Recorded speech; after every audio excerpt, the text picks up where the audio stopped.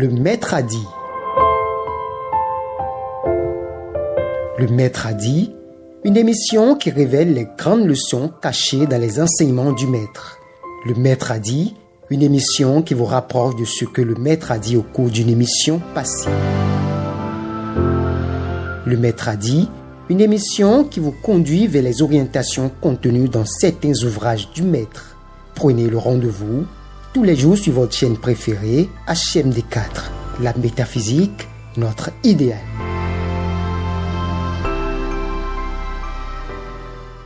Par son travail, Pythagore démontre qu'il existe une dimension physique qui nous permet d'accéder à notre dimension psychique. L'harmonie et l'union de ces deux dimensions terrestres met en relief la troisième dimension qui nous fait découvrir la réversibilité de l'espace.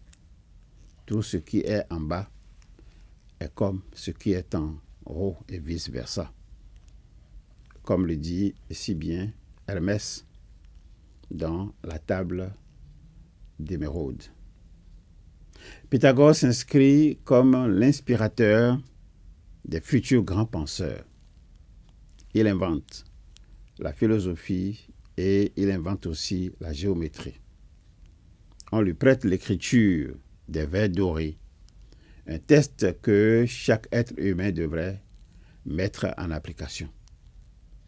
Nombre de nos enseignements viennent de lui.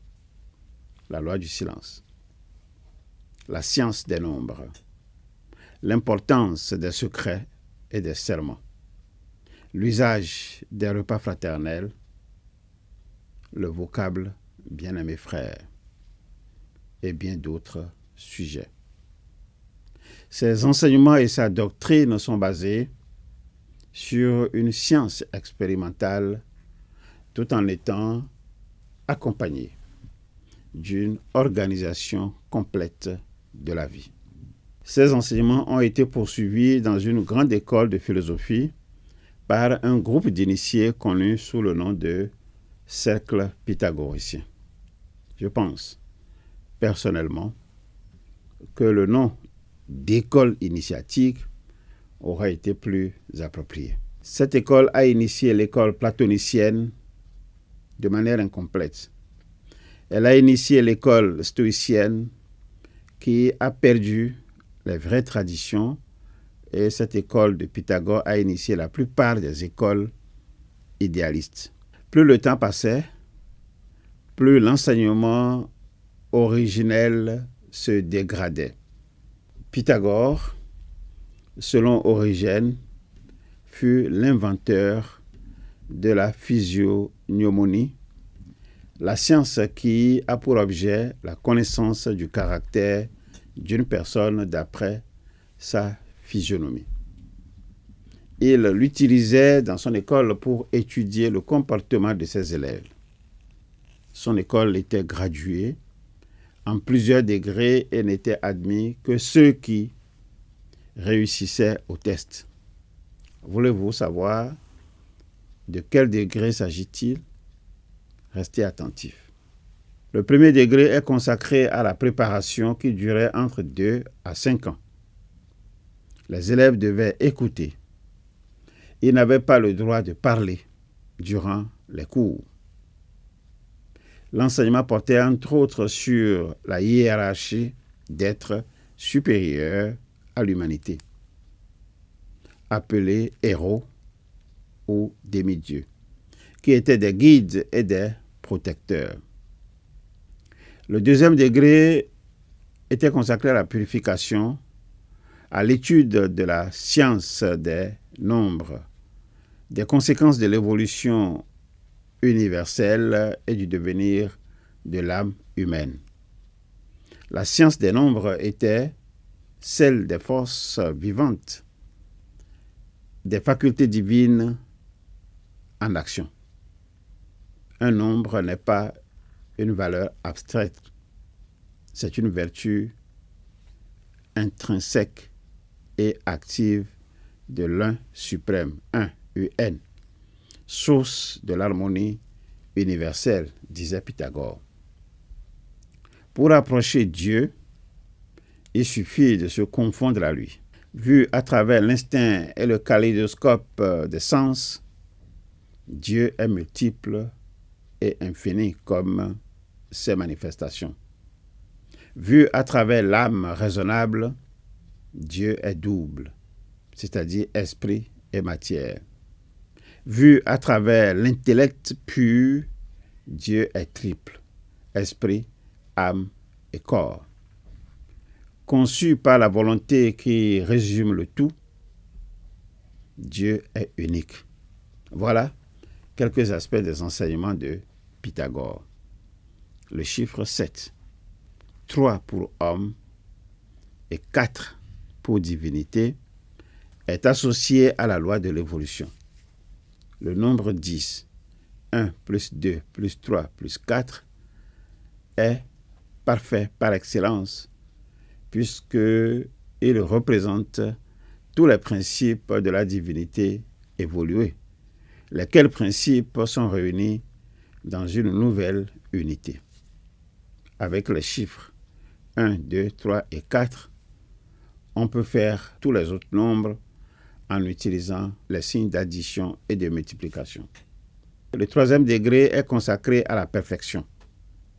L'évolution matérielle et l'évolution spirituelle du monde sont deux mouvements inverses, mais parallèles et concordants sur toute l'échelle de l'être. L'un ne s'explique que par l'autre, et vus ensemble, ils expliquent le monde. L'évolution matérielle est la manifestation de Dieu, toujours selon Pythagore, manifestation de Dieu donc dans la matière, tandis que l'évolution spirituelle est l'élaboration de la conscience qui mène à la divinité. Nous sommes tous des dieux vivants, a-t-il affirmé. Il ne tient qu'à nous de l'affirmer et d'en vivre avec une parfaite conscience, afin d'en obtenir tous les bienfaits et tous les pouvoirs qui en résultent, disait aussi Pythagore. Savez-vous les conditions à remplir avant d'être accepté dans l'école de Pythagore? Est-ce que vous connaissez les conditions à remplir? Les tests auxquels il fallait réussir avant d'être accepté se présentent comme suit. Le premier test, c'est le test de sportivité. Des épreuves sportives sans haine ni défi sont prévues sous forme de jeux à pratiquer dans un gymnase. Cela permettait à Pythagore de repérer les élèves pleins de haine et voulant jouer au plus fort. Il les renvoyait aussitôt de l'école. Il y a le test d'esprit de contradiction. Pythagore disait sa théorie et laissait ses élèves le contredire.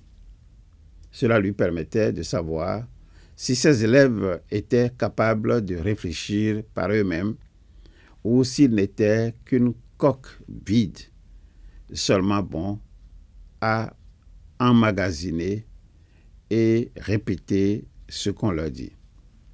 Ceux qui étaient incapables de penser par eux-mêmes étaient conviés à quitter l'école. Le troisième test, c'est le test de courage.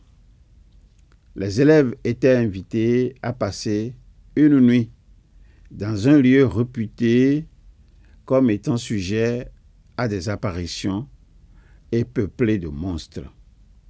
Ceux qui s'enfuyaient ou n'osaient pas rentrer étaient renvoyés de l'école.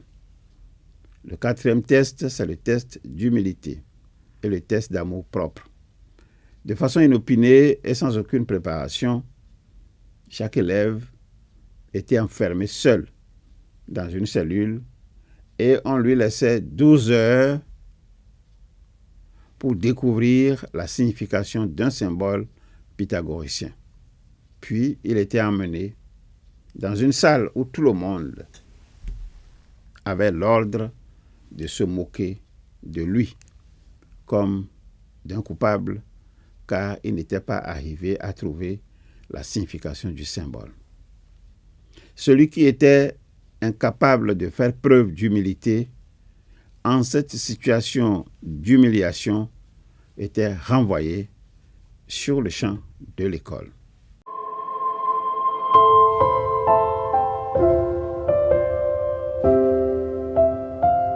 Le maître a dit. Le maître a dit, une émission qui révèle les grandes leçons cachées dans les enseignements du maître.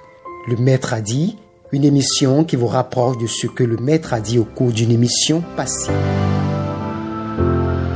Le maître a dit, une émission qui vous conduit vers les orientations contenues dans certains ouvrages du maître. Prenez le rendez-vous tous les jours sur votre chaîne préférée, HMD4. La métaphysique, notre idéal.